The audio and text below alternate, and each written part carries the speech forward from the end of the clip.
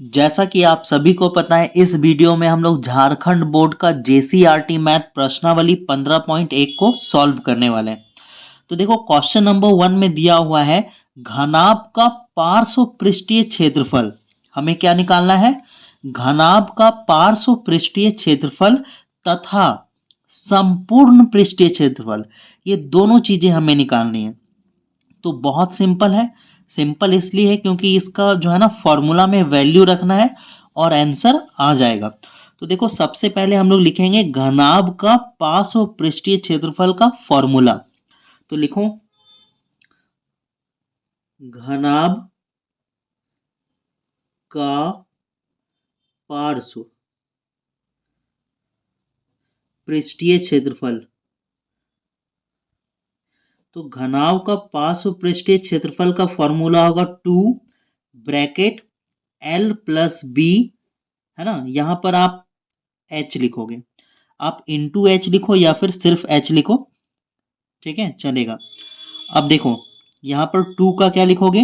2 L, L means होता है length, लंबाई, और लंबाई हमें कितना दिया हुआ है? 10 centimetre. B for breadth, breadth यानी चौड़ाई, चौड़ाई कितना दिया हुआ है? 8 सेंटीमीटर। ऊंचाई, ऊंचाई हमें कितना दिया हुआ है? 6 सेंटीमीटर, ठीक है। तो यहां पर आप लिखोगे 6। सॉल्व करो, देखो ये 2 है ना, 2 के बाद है ना ब्रैकेट, ब्रैकेट का मतलब होता है मल्टीप्लाई। 10 और 8 जोड़ोगे हो जाएगा 18। ब्रैकेट का मतलब क्या होता है? मल्टीप्लाई। अब इनको गुना कर दो। देखो, 2 का टेबल 18 बार पढ़ोगे तो कितना आएगा? 36। और इधर क्या बचा? 6। मल्टीप्लाई करो, 6 6 जा 36, हाथ में बचा 3, 6 3 जा 18, 18 और 3 कितना होता है? 21। तो इसका आंसर होगा 216 सेंटीमीटर स्क्वायर, ठीक है। जब भी हम लोग क्षेत्रफल निकालते हैं तो स्क्वायर लगाते हैं।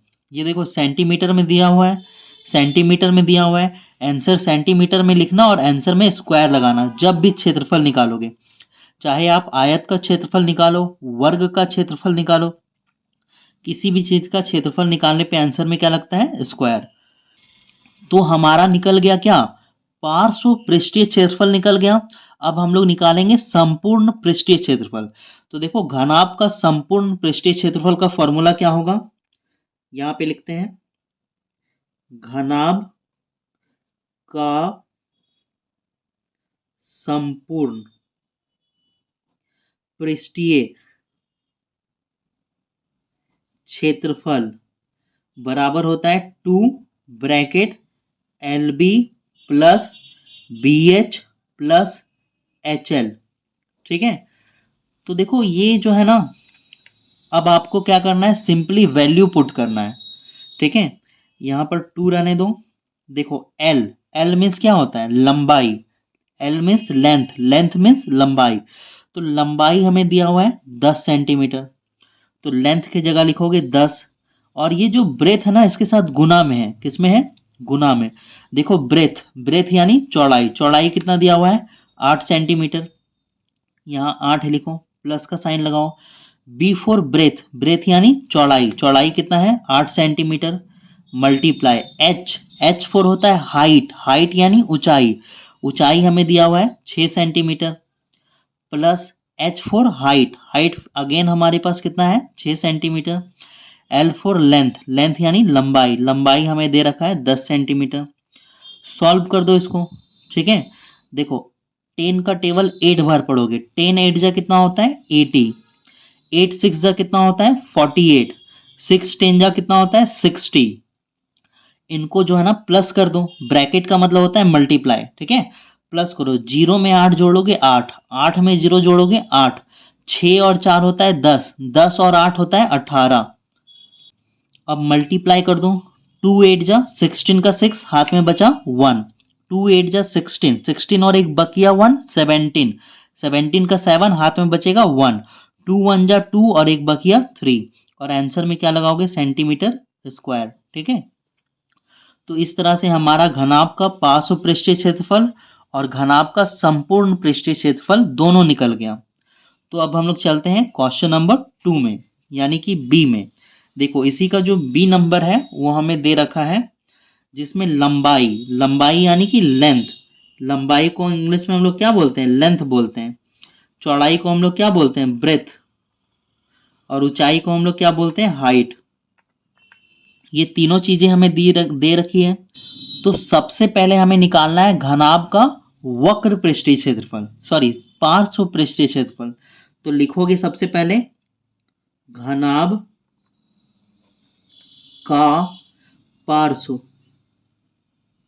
पृष्ठीय क्षेत्रफल। घनाभ का पार्श्व पृष्ठीय क्षेत्रफल का फॉर्मूला क्या था, 2 ब्रैकेट L प्लस बी। यहां पर मल्टीप्लाई दे भी सकते हो और नहीं भी, ठीक है, क्योंकि ब्रैकेट का मतलब गुना ही होता है। सॉल्व कर दो, ये 2 का 2 लिखोगे, L मीन्स लेंथ, लेंथ लंबाई कितना है 2.5 प्लस ब्रेथ यानी चौड़ाई, चौड़ाई कितना है 1.4, और यहां पर हाइट, हाइट यानी ऊंचाई कितना है 3। तो सॉल्व करो। अब देखो ब्रैकेट का मतलब होता है मल्टीप्लाई, प्लस करो, 4 और 5 हो गया 9, है ना, पॉइंट पॉइंट पॉइंट उतर जाएगा, 1 और 2 हो गया 3, और ये ब्रैकेट का होता है मल्टीप्लाई, ठीक है। चलो अब क्या करोगे, सॉल्व कर दोगे। चलो इन दोनों को पहले मल्टीप्लाई कर देते हैं, 2 और 3 को, 2 3 जा कितना होगा 6, और बचा क्या 3.9, मल्टीप्लाई करो, 6 9 जा 54, 54 का होगा 4, हाथ में बचा 5, 6 3 जा 18, 18 और बकिया 5 कितना होता है 23। तो ये आ गया हमारा 234, और क्या देखो यहाँ पे मीटर में दिया हुआ है, क्या दिया हुआ है मीटर में, तो आंसर लिखोगे मीटर स्क्वायर, ठीक है। अब हम लोग का घनाभ का पार्श्व पृष्ठीय क्षेत्रफल निकल गया। अब हम लोग घनाभ का संपूर्ण पृष्ठीय क्षेत्रफल निकालेंगे।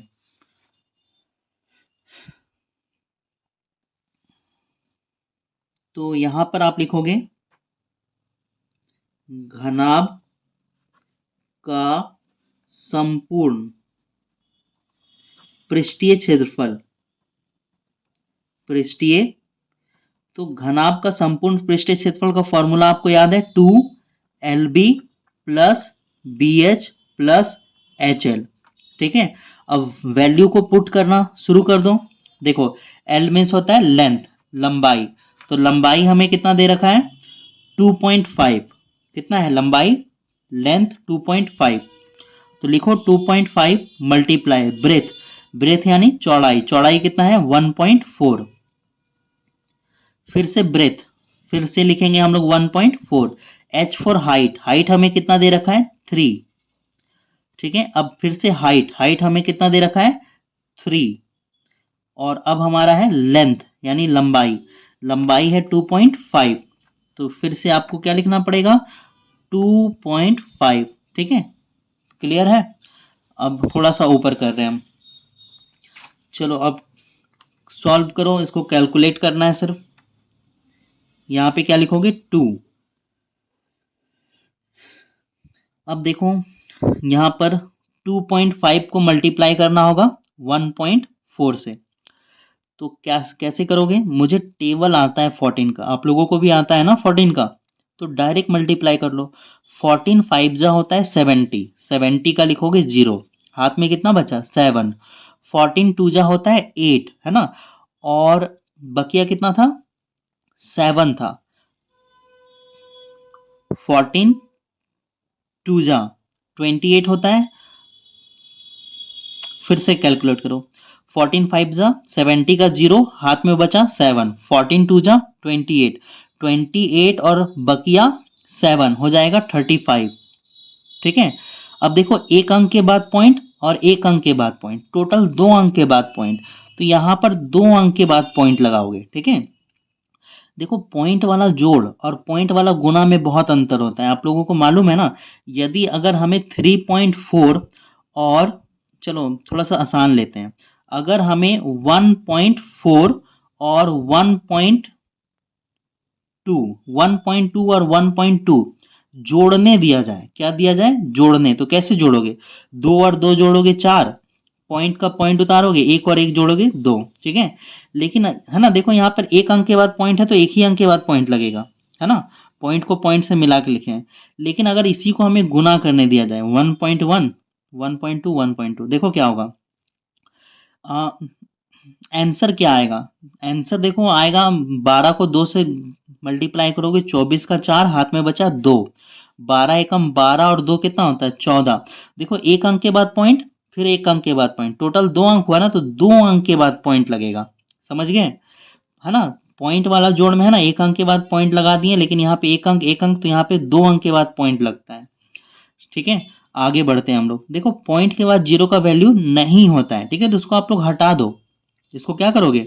हटा दोगे, है ना? अभी हटा दो या बाद में हटा दो। चलो मैं अभी हटा देता हूं। अब यहां पर क्या है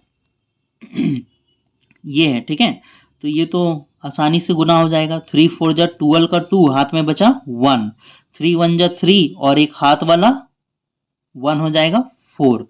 एक अंक के बाद पॉइंट है तो एक अंक के बाद पॉइंट लगेगा यहाँ पर। इसको मल्टीप्लाई करो। देखो 3 5 जा 15 का 5 हाथ में बचा 1, 3 2 जा 6 और एक बकिया 1 7। अब प्लस करो, ठीक है, ब्रैकेट का मतलब होता है मल्टीप्लाई। इन सबको प्लस करो, 5 और 2 7, 7 और 5 12 का 2 हाथ में बचा 1, 7 4 11, 11 और 3 होता है 14, 14 और एक बकिया कितना हो गया 15। ठीक है, एक ही अंक के बाद पॉइंट लगेगा, सब में एक अंक के बाद है, जोड़ रहे हैं। ठीक है, ऐसा नहीं कि बोलो सर एक अंक 2 अंक 3 अंक के बाद यहाँ पॉइंट लगाएंगे, वो गुना में होता है, जोड़ने में नहीं होता है। 2 2 जा 4, 2 5 जा 10 का 0 हाथ में रहा 1, 2 1 जा 2 और एक 3। ठीक है, तो यहाँ पे ये हमारा आंसर है। ठीक है, तो ये हमारा क्या आएगा, किस में आएगा, मीटर में आएगा, मीटर स्क्वायर आंसर।